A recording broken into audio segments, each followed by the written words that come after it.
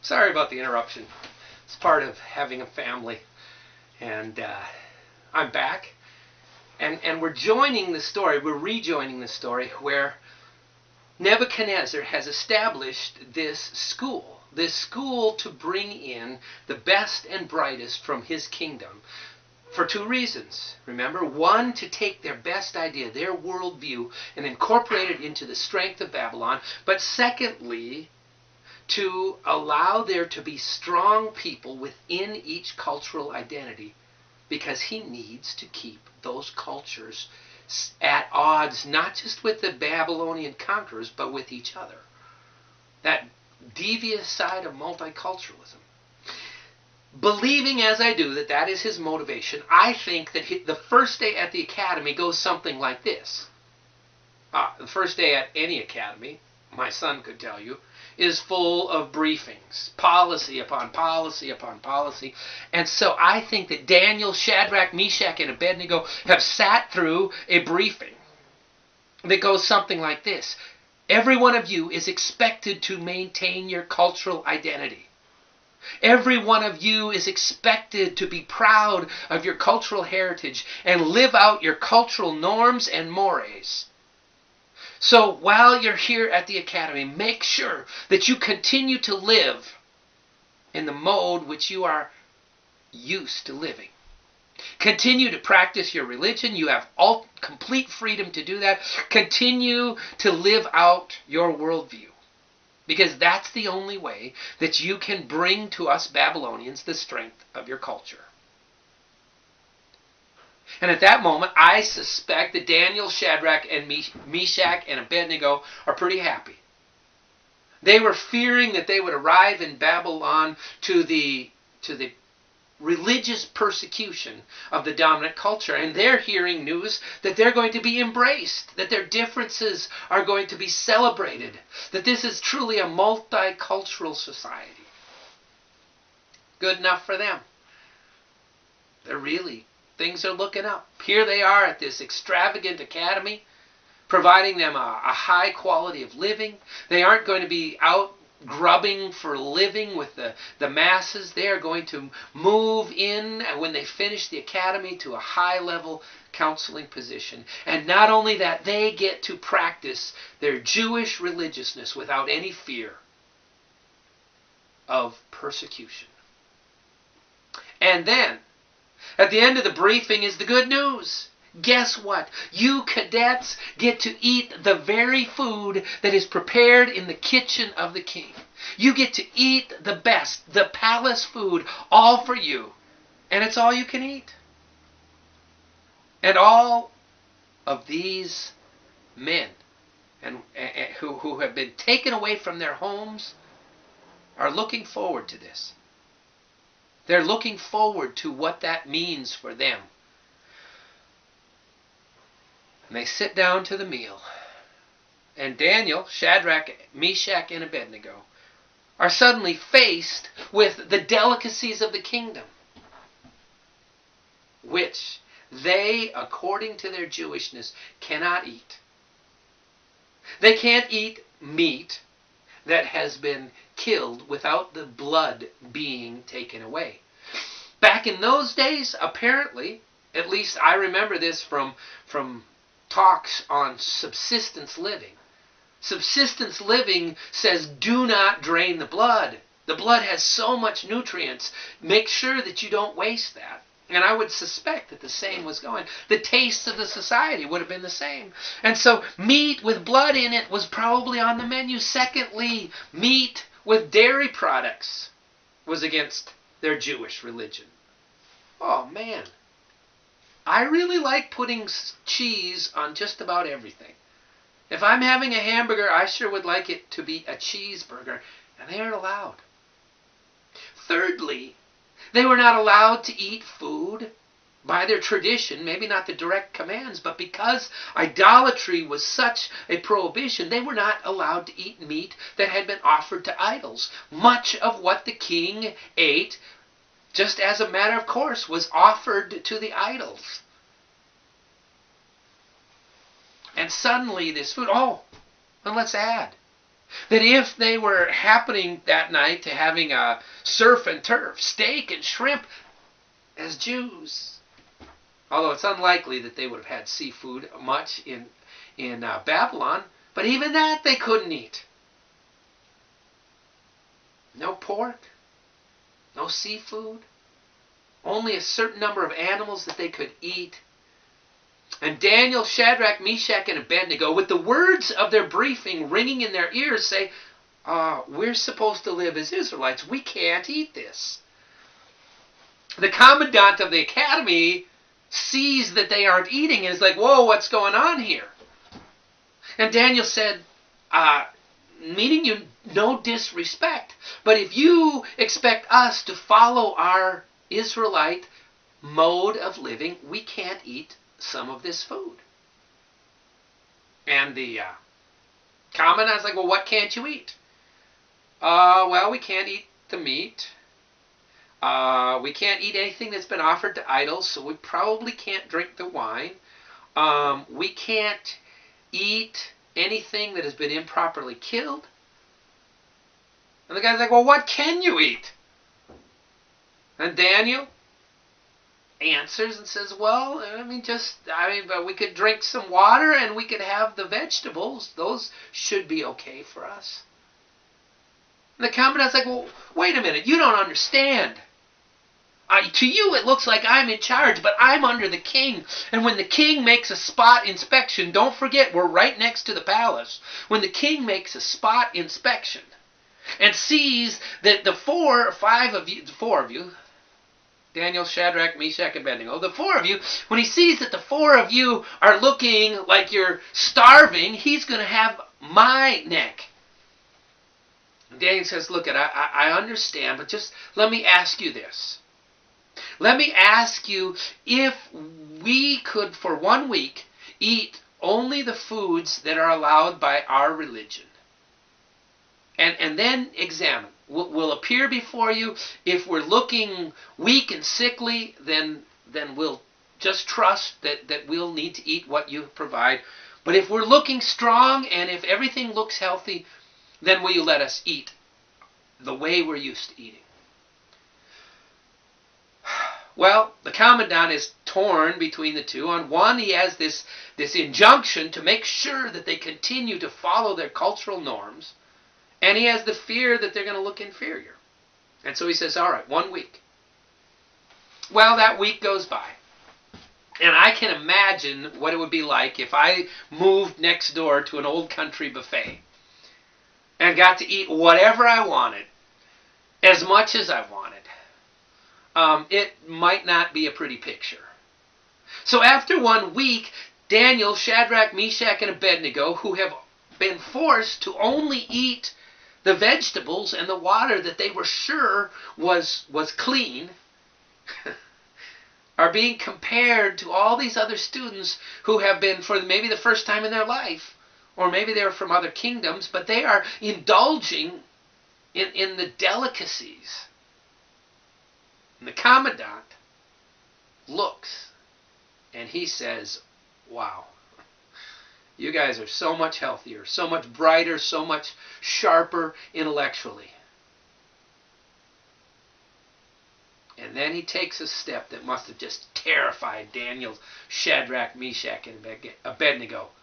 He says, I'm going to allow you to eat that diet, and I'm going to inform the steward of the kitchen that nobody gets to eat the delicacies. Oh, man. You want to talk about something that will make you not popular. Daniel, Shadrach, Meshach, and Abednego, they don't have a desire to be known as complainers. They don't want to show themselves up in this way. And suddenly, all of their classmates are getting the wine and the meat and the cheese taken away from them. And I think suddenly Daniel was the lowest. He was the least popular person at the academy. He was the loudmouth who cost all the rest of them all of their good things. Well, they couldn't complain against Daniel. But I think that Daniel, from that moment on, faced a hostility that was incredible. That hostility carries on through his whole career. But that hostility, I'm convinced, started there in the academy. That's the guy who took the steak off our plate and the wine off of our glass. And everybody was watching Daniel and Shadrach and Meshach and Abednego, hoping to catch them in some mistake, in some problem, in something that they could be disgraced. And Daniel faced a choice. Obviously, he could go to the commandant and complain about mistreatment. But I think what Daniel did is borne out in the story. He said, fine. If that's what it's going to take, if everybody's going to be finding fault with everything I do, then I'm going to do it so good that you have no hope. There is nothing you are going to be able to find wrong with me or with my friends. He rose up under the persecution. And when it came to the end of that course of study, and Nebuchadnezzar called all of the men, he found that Shadrach, Meshach, and Abednego stood head and shoulders above the rest. But Daniel was so molded by his reaction to that persecution that he directly went into the king's cabinet. An amazing leap. The king said he is so on target, so focused, so able to live his faith. He could see it, that he wanted him directly counseling him. Wow, what a story. But what a way to begin your career. The Chaldeans, along with all of the other spiritual, quasi-spiritual counselors, hated Daniel. They hated Shadrach, Meshach, and Abednego. And in the first story that we have in Daniel, after we hear about their graduation from this academy, the first story, the Chaldeans say the only possible way we are ever going to undermine Daniel is if it comes to his faith. Because he has lived his life under the microscope. And we can't find anything to criticize. So Daniel faces a temptation. And in the end, God works through it and elevates him to even higher position. But now remember that in the culture that's going on, King Nebuchadnezzar has one overriding fear. His overriding fear is that the thems someday are going to unite against the us's. And so the counselors, in their attempt to get at Daniel, Shadrach, Meshach, and Abednego, they play on the king's suspicion. The one rumor that he cannot afford to ignore is the rumor that there is a rebellion going on. And one day, some of his counselors say, King, we're getting whisperings of a rebellion. We're afraid that the thems are going to rise up against us. You need to do something to prove their allegiance. The king's like, oh no, that's what I've been fearing. The thems are going to rise up. What should I do? And his flattering advisors say, what you need to do, king, is you need to take, and in the field where we have a venue, you need to build, right in the center of that, you need to build a statue. Yes, that's it. A statue in your own likeness. And you need to have all of the leaders of all of these provinces. They need to be brought, and they need to come, and they need to bow down before that statue. That would prove that they aren't planning a disloyalty. And the king should have said, wait a minute. If they're planning a rebellion, they'll bow down and not think anything of it. But instead, he's full of himself, and he decides that that's a good idea. Let's do that. So out on the plain, he decides that they're going to cast a heroic statue of him. Now, this was, at the time of Daniel, we are crossing over in the cultures there between the Bronze and the Iron Age. The difference between the Bronze and the Iron Age are the ability to do metallurgy. But the key to doing metallurgy is temperature. One of the challenges if you're working with a metal is to get a fire that's hot enough to melt. And they couldn't learn to get a fire that was hot enough to melt something until they learned the role of oxygen in the fire. So I envision that in this plain where they were going to set up this statue, this heroic statue, they needed to create a furnace.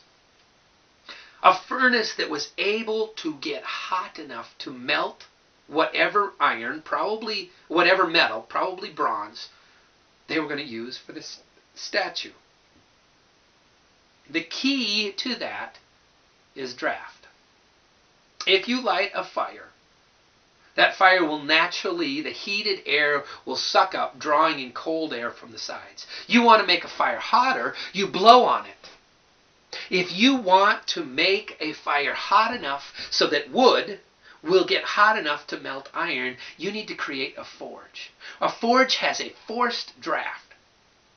So here's what I think they built. I imagine it was a domed structure that was 2 stories. In the bottom story, there would be a fire. But around the bottom would be a set of doors. And in those doors would be a draft, a channel up that would get access to the fire. And if you wanted that fire to be hot, what you would do is you would open those doors, and probably you wouldn't just open those doors, you would have a servant down there fanning, blowing air in at these access points. That would get you a fire that's hot enough to melt bronze.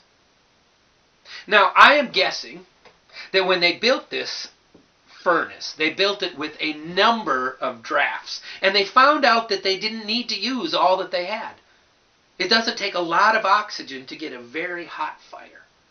So they would blow in at the bottom. There would be these ports to blow in, and that fire then, there would be a ramp coming up where the workmen would take the metal in some sort of ceramic pot, and they would melt it. And that would be able to get on the heat and then remove that and pour it to make this statue. Again, that's reverse engineering the story. But we know that there was a furnace there, we know that there was a statue there, and we know that on a given day, all of the governors and officials from all of the thems came to Babylon, to this plain, to this open area. And the king had to stand there, and he was going to watch to make sure that everybody bowed down to his statue. And the question that bothered me since I was a child is, where was Daniel? Why wasn't he there? Well, to me, the answer now is obvious when I backwards engineer the story. Daniel, if you're taking all of the officials, all of the governors and judges and everyone from out here, bringing them to Babylon, that's an invitation for a rebellion. So I think what the king did is his closest advisors got sent out. So the kings, the ones that he knew he could trust, got sent out, and those that he wasn't sure he could trust got brought in. So I think Daniel was over there, maybe in them too, running the place. Meanwhile, Shadrach, Meshach, Abednego were called in to prove their loyalty. And so the day came. And the music played. And these 3 Israelite children were standing as everyone around them bowed down to that statue. And at risk of their own life, they remained standing. Now, there were a lot of people called together. They may have hoped that no one would notice. But that hope probably had died long ago when they were in the academy. When they were just wishing that people would leave them alone. But every time they made a mistake, there was someone ready to report. So the same thing happened here. When they remained standing, someone ran to the king. and said, those 3 Hebrew children of yours, those Hebrews who you brought in, those Israelites who have made our life miserable ever since they took the steak off our table and the wine out of our glass, they're the ones who wouldn't bow down. And King Nebuchadnezzar suddenly realizes he's made a big mistake. He knew that that was part of their worldview. He knew that they would not bow down to an idol. And so he calls them in. And he's very accommodating. He's almost pleading with them as he says, okay, I realize I just kind of forgot that you can't bow down. But now I've made my decree and I have to uphold this. Otherwise I'll be the laughing stock. So here's the deal. I'll play the music again and just bow down this once for me. I totally understand that you don't mean it, but just go through the act. And then we'll be able to straighten this all out. Wow. Can you imagine being asked to do that? Asked just to compromise just a little bit of your faith and have someone totally understanding and encouraging asking you. And Shadrach, Meshach, and Abednego stood right there. And I think that they struggled with doubt. They've heard the stories. From the time they were little, they heard the stories of how God had delivered the children of Israel. Stories about the sea opening up to allow them to cross and then closing in and drowning Pharaoh. The stories of Joshua holding up his arms, holding up Moses' arms so that Moses could stop the sun in the sky. There were stories of hail and earthquakes, stories of heroes and God's intervention. And so Shadrach, Meshach, and Abednego never should have doubted. Except that what was the last thing they had experienced? Their last experience in Israel had been seeing their temple looted by the godless Babylonians. They very likely had seen family members put to death and other family members in a train of captives hauled away. And they're being told, oh, trust God, trust God. And yet, I think there was a deep-seated doubt in them. And they were forced to decide whether they could trust their God. And I want to tell you something from my heart. I got a lot of doubts about God. There are things that He says that I find utterly unbelievable. There are things that He promised that I do not see that He answered. I have questions about God, about what He does historically, and I have questions about what He does personally. As a matter of fact, I will tell you that I probably have enough doubts about God to fire Him. Except for one thing. What's that one problem? Well, that problem is that you cannot get rid of what is supreme in your life. If you get rid of what is supreme, then whatever is second is now supreme. That's the definition, right? If you fire whatever is number one, then not whatever was number two is now number one. You don't get to fire God. No one does. They can replace God, but they don't get to fire Him.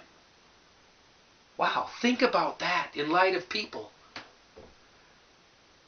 They want to fire God. They say, no, God, you aren't there. But what they did when they fired God is they elevated whatever was next into that position of godhood. Some people fire God because they want to be self-serving and seek pleasure. What did they do? They made pleasure their God. They said, God, you're out of here, and my pleasure is my God. And I will tell you, pleasure is a God that turns into a tyranny. Others are so brilliant. They can say, whatever God says, I can find grounds to doubt him. I think I may be smart enough. I may be one of those people. I could say that for everything God has claimed, I can find an equal doubt. But what did I do? I fire God and I elevate my skepticism. Boy, there's a lot of people who have done that. They've said, I am so smart that I can disbelieve anything. And that's maybe true, but what do they believe in? They believe in their doubts. I do have enough doubts that I might consider firing God, except that I have nothing else that's even a close second. Something will be supreme in my life. If that is not God, then it's something else. And nothing else I have can I elevate. It's not worthy. And I think there was a moment of clarity for Shadrach, Meshach, and Abednego. Because what they say does not ring of faith. It rings of doubt. What do they say? They say, we have a God who can deliver us from your fire.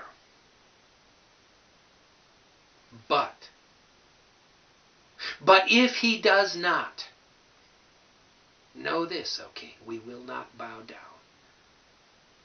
I have been around certain teachers who would tell me that is not the prayer of faith. How dare you say, if God doesn't? You're undermining, you're proving that you're not faithful.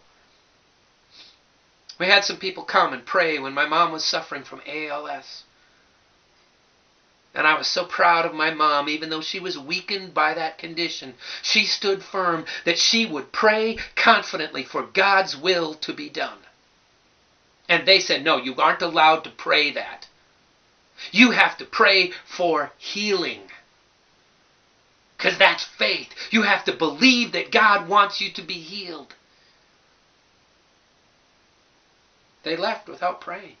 They were not willing to pray unless she would declare to God what his will was. And she was not comfortable. And I respect that faith. And my mother died of ALS.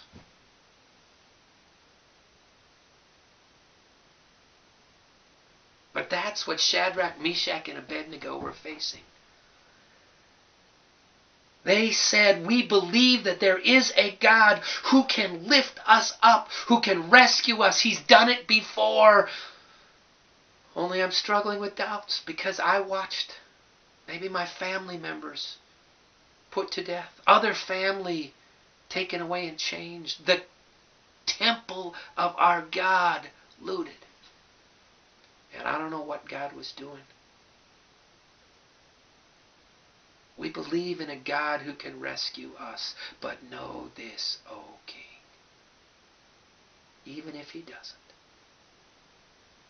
Even if I have enough doubts to say, I'm not sure what God is doing. I'm not sure whether he can save us or he didn't save us. I have a lot of questions about God, but know this, O King, that statue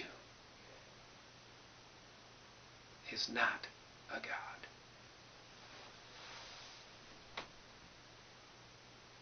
That is not the picture of doubt. That is the picture of a faith that God can use. To say, God, I believe. I believe that you could, although I'm not sure. Because I'm seeing some things that make me question your power, that maybe question even how much you love. I got a lot of questions, but I know this. That is not worthy of being my God.